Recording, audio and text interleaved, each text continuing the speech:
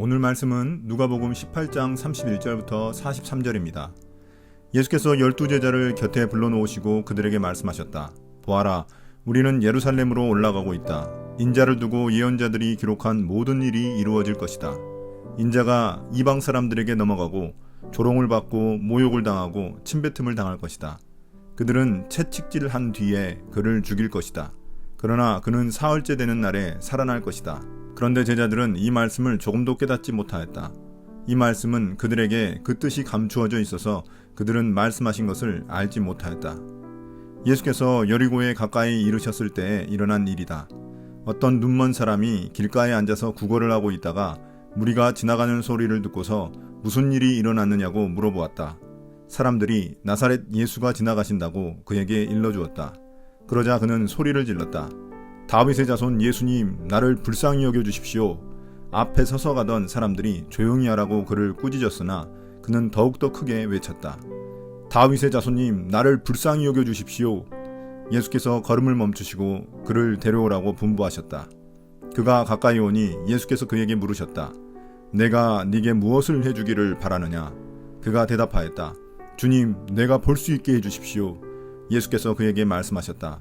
눈을 떠라. 네 믿음이 너를 구원하였다. 그러자 그는 곧 보게 되었고 하나님께 영광을 돌리면서 예수를 따라갔다. 사람들은 모두 이것을 보고서 하나님을 찬양하였다. 아멘. 예수님이 12명의 제자들을 다 모아놓고 마지막으로 자신의 죽음에 대한 예고를 하십니다. 그런데 아직도 제자들은 예수님이 하신 말의 진짜 의미를 잘 모르고 있습니다. 9장 22절부터 예수님은 예루살렘으로 가는 길이 곧 십자가 죽음으로 가는 길임을 예고하셨습니다. 그러나 이 죽음은 하나님의 목적을 이루기 위해 성경에 예언된 사건입니다. 예수님의 고난과 죽음 그리고 부활까지 모두 성경의 예언자들이 기록한 말씀이기 때문입니다. 그러나 제자들은 어떻게 메시아가 엄청난 수치와 고난을 당하고 죽을 수 있는지 전혀 이해를 하지 못합니다. 예수님의 기적들을 통해 그들이 기대하는 메시아는 강력한 군사적 메시아였기 때문입니다. 제자들은 예수님의 부활을 경험한 후에야 비로소 예수님의 모든 말씀을 이해할 수 있었습니다.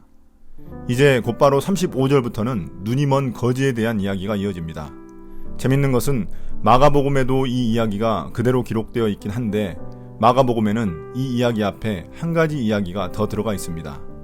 마가복음 10장 35절부터 45절을 보면 예수님의 제자인 야고보와 요한이 예수님께 왕이 되면 자신들을 좌의정, 우의정으로 세워달라는 황당한 요구를 합니다. 이런 이야기들은 제자들이 얼마나 예수님을 오해하고 있었는지를 보여줍니다. 제자들이 원하는 메시아 예수님은 로마를 혼쭐 내고 새로운 나라를 세울 왕이었던 것입니다. 아무튼 오늘 눈먼 거지에 대한 이야기는 예수님이 예루살렘 바로 옆 동네인 여리고에 도착하셨을 때의 일입니다. 이렇게 눈먼 거지에 대한 이야기가 이어지는 이유 중 하나는 제자들과 연관이 있습니다. 제자들이 예수님의 말씀에 무지한 상태가 바로 영적 눈먼 자와 같았기 때문입니다. 예수님이 여리고를 지날 때 구걸하던 눈먼 거지가 예수님이 지나가신다는 이야기를 듣고 소리를 질렀습니다. 다윗의 자손 예수님, 나를 불쌍히 여겨주십시오. 이렇게 외쳐댔습니다. 사람들이 조용히 하라고 꾸짖자 오히려 더 크게 외쳐댔습니다. 이 눈먼 거지의 상태와 그의 간절한 부르짖음은 앞서 하나님 나라의 합당한 자의 모습을 보여줍니다. 그는 자신의 상태를 알고 있었으며 예수님의 자비와 긍휼을 간절히 구하고 있었습니다. 앞서 예수님의 비유에 등장했던 끈질긴 과부와 세리와 같은 모습입니다. 놀라운 사실은 이 눈먼 거지가 예수님을 다윗의 자손으로 부르고 있다는 점입니다. 이것은 그가 예수님을 메시아 왕으로 인식하고 있다는 것을 말합니다. 그는 41절에서 예수님을 자기 삶의 주인인 주님이라고 부르며 제자들과 대조적인 모습을 보여줍니다. 이것은 저자 누가가 제자들과 독자들에게 그와 같은 믿음을 요구하고 있는 것입니다. 이런 눈먼 거지와 같은 자세와 믿음만이 하나님 나라로 들어가는 것임을 말해줍니다. 예수님은 이제 그에게 무엇을 원하느냐고 묻습니다. 예수님이 이런 당연한 질문을 하시는 이유는 무엇일까요? 이는 그의 믿음을 사람들에게 공개적으로 드러내기 위해서입니다. 눈먼 거지는 예수님께 주님이라고 부르며 자신이 볼 수 있게 해달라고 분명하게 요청합니다. 그는 단지 예수님을 기적을 행하는 마술사 같은 분으로 여긴 게 아니라 주님이라고 부르고 있습니다. 이에 예수님은 그에게 너의 믿음이 너를 구원하였다고 말씀하셨습니다.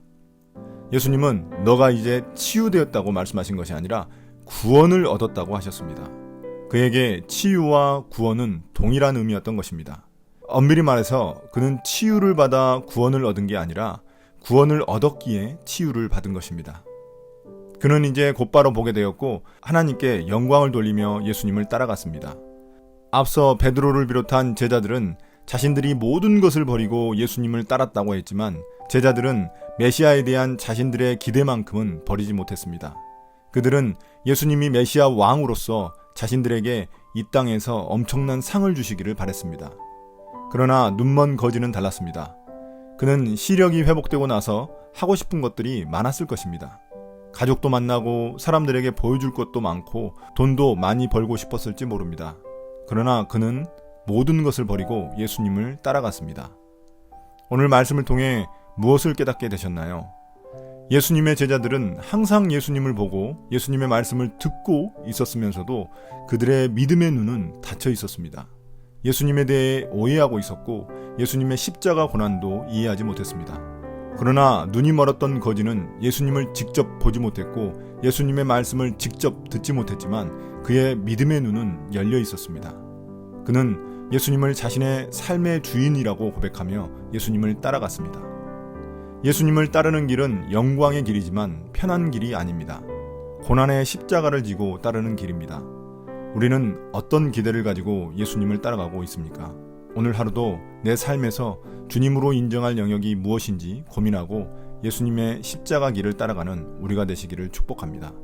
오늘 묵상을 마치겠습니다. 감사합니다.